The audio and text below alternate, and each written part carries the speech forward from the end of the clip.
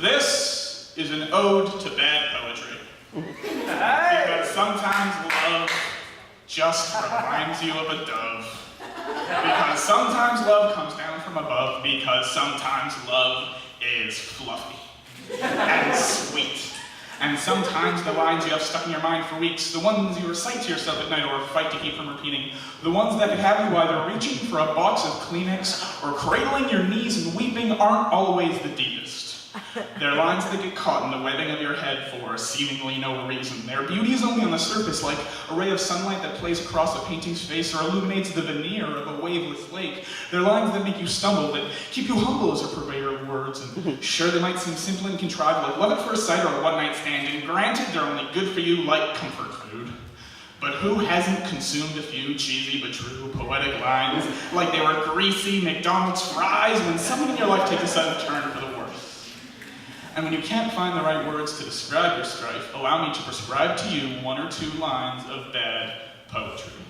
You see, this is a celebration of those cheap cliches because sometimes there's just no more poetical way to say, I love you when you're naked.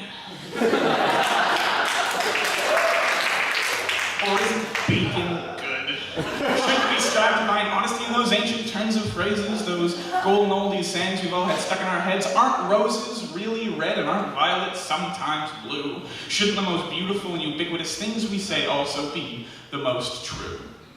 You see, a bad poem is like a poorly lit or a sad photograph that's out of focus and something totally ridiculous and irrelevant, but you and your friends can't help it but laugh every time that you think back on it. It's like stupid music that induces even the most prudent of humans to unroot themselves from their frigid stances and loosen their ligaments with fluid movements that can even disputably be called dancing. This is for the last legitimate chance we have of saying something honest.